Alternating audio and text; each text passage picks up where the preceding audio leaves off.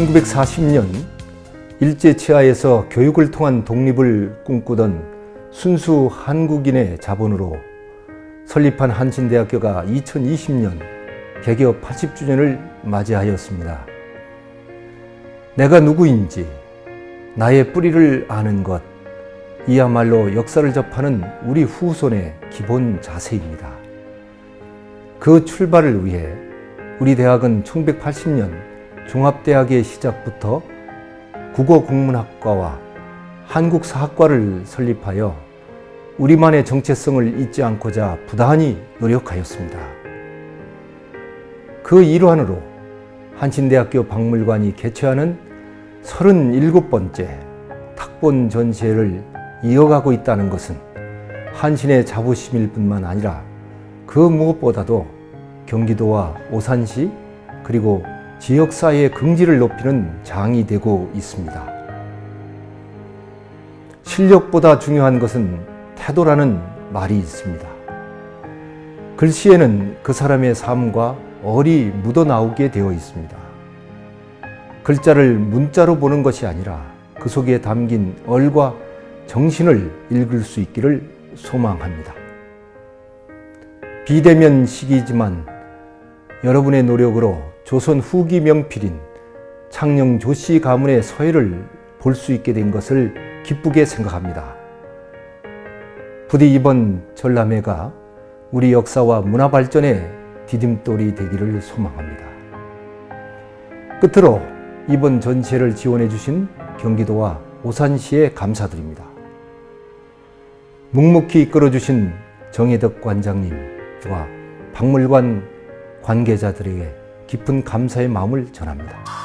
저희 박물관에서는 6년 전부터 조선 후기 명필의 재발견이라는 시리즈 전시회를 이제 매년 기획해서 하고 있습니다.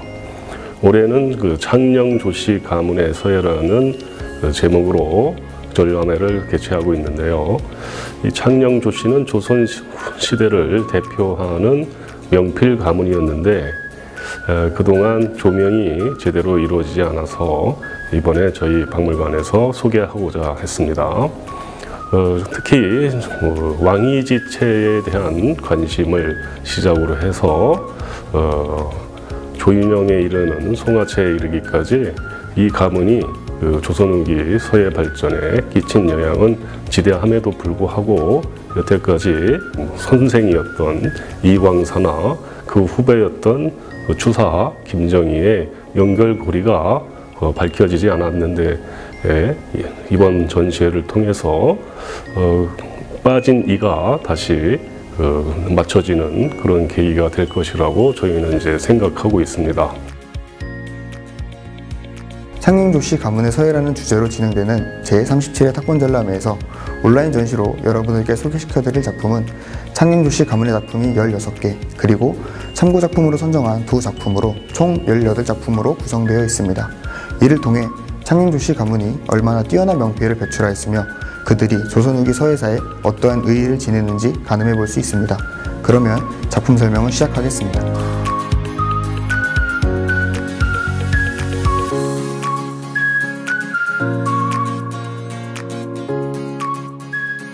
창녕 조씨 가문의 서예에서는 조문수부터 조윤영이 이르기까지 창녕 조씨 가문에서 배출한 명필들의 글씨를 보실 수 있습니다.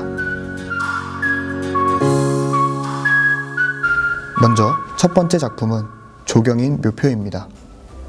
조경인 묘표는 1626년경에 세워진 것으로 조경인은 창녕 부원군인 조계상의 증손자이자 조문수의 아버지입니다.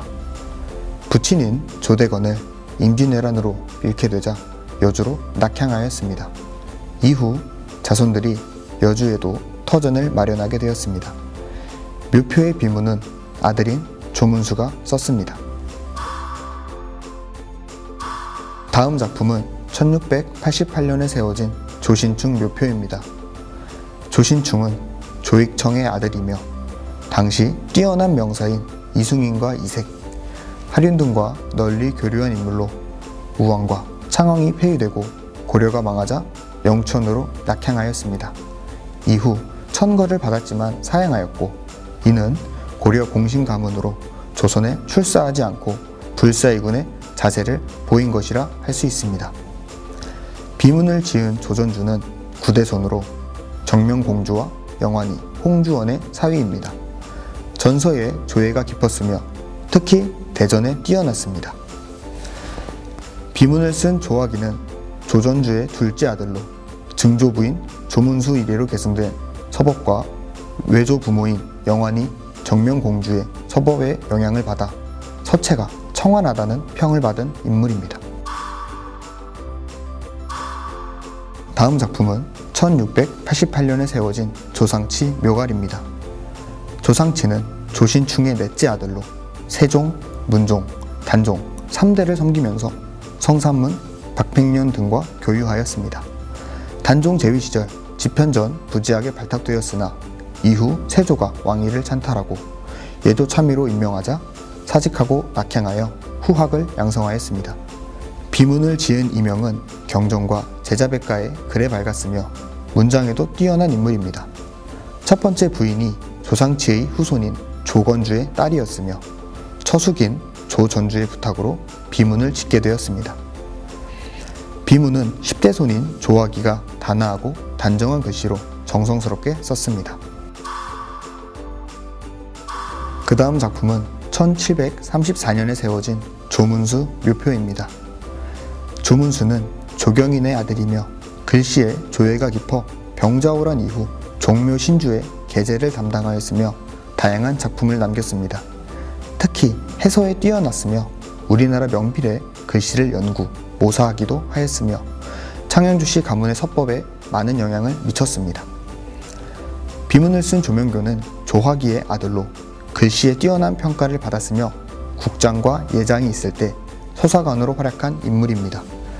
또한 여러 시대의 서법을 연구하여 많은 작품을 남겼습니다. 다음 소개시켜드릴 작품은 조문수 신도비입니다. 조문수 묘표와 마찬가지로 1734년에 세워졌습니다. 창녕주씨 가문의 서법에 많은 영향을 미친 조문수의 신도비입니다. 비문은 이진망이 지었으며 글씨는 묘표와 마찬가지로 조명교가 썼습니다. 또한 전액은 이진순이 썼는데 서예에 뛰어난 인물로 다양한 작품을 남겼습니다. 그 다음 작품은 1745년에 세워진 김시환 신도비입니다. 김시환은 좌참찬, 예조판서 등을 지낸 인물로 몸가짐이 항상 단정하고 집안을 화목하게 이끌어 칭송을 받은 인물입니다. 비문은 이양복의 5세손인 이종성이 지었으며 평소 친분이 있던 조명교에 부탁하여 조명교가 썼습니다. 조명교의 단정한 해서체를 볼 수 있는 작품입니다. 그 다음 작품은 1752년에 세워진 조화성 묘표입니다. 조화성은 조한영의 손자이자 조헌주의 아들로 의흥현감을 지낸 인물입니다. 비문은 조명교가 지었으며 조화성의 아들인 조명채가 글을 썼습니다. 조명채는 글씨에 조예가 깊어 세손빈인 효의황후 김씨의 죽책문을 서사하였고 소론들의 비석과 편액을 많이 쓴 인물입니다.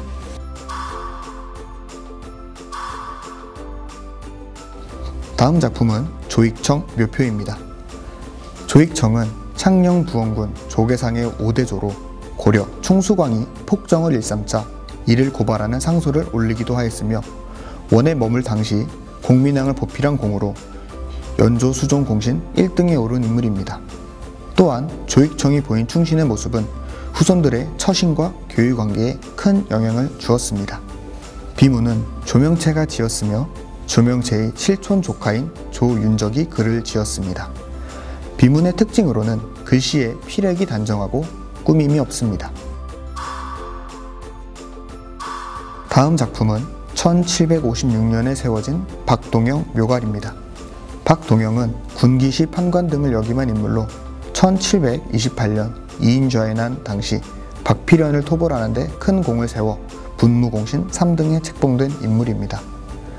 비문은 박동영이 벼슬에 물러나 있을 때 친분을 맺은 조명교가 지었습니다. 글씨는 조명교의 아들인 조윤영이 썼습니다. 조윤영은 어려서부터 왕의지체를 익히며 서법을 연구하였습니다. 박동영 묘괄은 조명교가 글을 짓고 타계하였기 때문에 조윤영이 31살에 쓰게 되었습니다. 작품의 특징으로는 왕의지체에 충실하여 필획이 분명하고 단정한 특징이 있습니다. 추기를 쓴 박종기는 박동영의 아들로 조명교에게 부친의 묘괄문을 부탁하였으며 조명교가 비문을 짓고 타계하자 조윤영에게 글씨를 다시 부탁하여 건립하였습니다. 다음 작품은 1764년에 세워진 이예견 묘괄입니다. 이예견은 사원부 장령, 대사관까지 역임한 인물로 연산군에게 폭정의 시정을 간언하다 유배되었던 인물입니다. 원래 김희수가 쓴 묘괄이 있었으나 오래되어 조윤영의 글씨로 다시 세웠습니다. 비문은 윤순이 지었으며 글은 조윤영이 썼습니다. 이예견의 후손인 이의장이 조명교에 글씨를 요청하려 하였으나 이미 고인이 되었기 때문에 그의 아들인 조윤영에게 부탁하였습니다. 이 작품은 조윤영이 40세 때의 작품으로 유공권 서법에 따라 힘차게 써내려간 특징을 볼 수 있습니다. 다음 작품은 1764년에 세워진 이필중 묘괄입니다. 이필중은 이의장의 아버지이며 시강원 설서를 역임한 인물입니다. 비문은 조현명이 지었으며 비문과 전액은 이의장의 부탁으로 조윤영이 썼습니다. 해당 작품은 유공권의 서체에 따라 힘찬 기풍이 엿보입니다.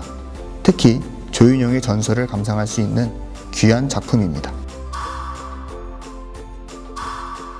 다음 작품은 1778년에 세워진 김상성 묘괄입니다. 김상성은 대사원, 병조, 예조판서를 역임한 인물입니다. 비문은 이복원이 지었는데 이복원의 아버지인 이철보와 김상성이 절친한 사이였기 때문에 짓게 되었습니다. 비문은 조윤영이 53세에 쓴 작품으로 왕이지의 서체를 연구한 조윤영의 진체가 상당한 경지에 올랐음을 볼 수 있는 작품입니다. 전액은 서명응이 썼습니다. 다음 작품은 1792년에 세워진 대원당 대선사비입니다. 대원당 대선사의 법명은 무외로, 속성은 남명문씨로 문익점의 후손입니다. 비문을 짓고 전액을 올린 사람은 유원호입니다. 글씨는 조윤영이 썼습니다. 작품의 특징으로는 왕의지체 서의 범주에서 벗어나 백하 윤순처럼 미불과 문직명의 서법을 적절히 수용하여 획의 세장암과 여백을 잘 조화시킨 작품입니다. 다음 작품은 1795년에 건립된 만안교비이며 그 중에서도 음기 부분입니다. 정조는 1795년 어머니 해경궁 홍씨를 모시고 화성에 행차하기 위해 지금의 안양천을 건너는 지점에 다리를 놓고 만안교라 명명하였으며 비석을 세웠습니다. 비석의 음기는 서유방이 지었으며 음기는 조윤영이 71세에 쓴 작품으로 원숙한 송화체로 활달하게 써내려간 특징을 볼 수 있습니다. 다음 작품은 1796년에 세워진 윤원거 묘표입니다. 윤원거는 김장생이 문인이며 아버지 윤전이 강화도에서 순절하자 공주로 은거하였습니다. 이후 효종과 현종이 수차례 벼슬을 내렸음에도 매번 사행한 인물입니다. 비문은 윤원거의 현손인 윤광환이 지었습니다. 비문은 조윤영이 72세 때에 쓴 작품이며 특징으로는 전면에 관직명을 쓰지 않았으며 후면의 내용에는 해서와 행서를 적절히 조화시켜 써내려갔습니다. 말년의 필체를 파악할 수 있는 작품입니다. 다음 작품은 정소고 묘괄입니다. 정소고는 좌의정, 영돈령 부사를 역임한 인물로 1721년 신임사화를 주도하였던 인물입니다. 비문은 조명교가 지었으며 비문은 조윤영이 1795년 전후에 쓴 작품으로 매우 작은 해소로 필체가 극묘한 특징이 있습니다. 정소고 묘괄문은 정소고 사후에 조명교의 글과 조윤영의 글씨를 받았으나 여의치 못하여 1808년에 비석을 건립하였습니다. 참고작품에서는 창녕조씨 가문의 글씨가 아니라 창녕조씨 가문에게 영향을 주었거나 영향을 받은 글씨들을 통해서 비교해 볼 수 있습니다. 첫 번째 참고작품으로 선정한 1764년에 세워진 유명래 묘표입니다. 유명래는 일찍이 송시열의 문화에서 수학하였으며 권상아, 이기용과 교유한 인물입니다. 작품의 전면 대자는 한호의 글씨를 집자하였으며 후면은 조맹부의 둔중한 중해로 집자하였습니다. 비문을 지은 김창읍은 시와 문장으로 이름을 떨친 인물입니다. 후면의 집자인 조맹부는 송의 종실이었으나 원 세조에게 등용되어 위국공에 봉해진 인물로 역대 명필의 장점을 수용하여 유라고 화려한 서체를 이루었습니다. 그의 서체를 송설체라 하였으며 조선 후기엔 촉체라 불리기도 하였습니다. 이 작품을 통해서 앞서 보신 창녕조씨 가문의 글씨, 그 중에서도 조윤영의 글씨와 조맹부의 글씨를 비교해 볼 수 있습니다.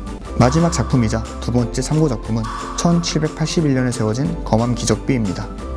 검암은 고양군 서쪽에 있던 달참의 이름입니다. 영조가 잠저 시절 숙종의 능을 배하라고 한양으로 돌아오다 잠시 휴식 중에 도둑질을 한 가난한 백성에게 은전을 베푼 적이 있었습니다. 그 다음날 왕세제에 책봉된 소식을 접하게 되었고 훗날 정조는 이 아름다운 고사를 추념하기 위해 직접 어제 여필로 비문을 완성하고 세우게 되었습니다. 전액은 이양빙체로 썼으며 본문은 안진경체로 점잖으면서 굳센 느낌을 주는 작품입니다. 창녕조씨 가문은 고려 말 조선 전기에 충절을 드러낸 인물을 배출하면서 가문의 이상을 확고히 하였습니다. 그러면서 인조대 이후 서예에 뛰어난 인물을 배출하였으며 정조시대를 대표하는 명필인 조윤영에 이르기까지 조선 후기 서예사에 중요한 역할을 한 가문입니다. 그렇기 때문에 한신대학교 박물관이 준비한 탁본 전람회를 통해 조문수부터 조윤영에 이르기까지 창녕조씨 가문의 명필의 글씨를 직간접적으로 느껴보실 수 있습니다.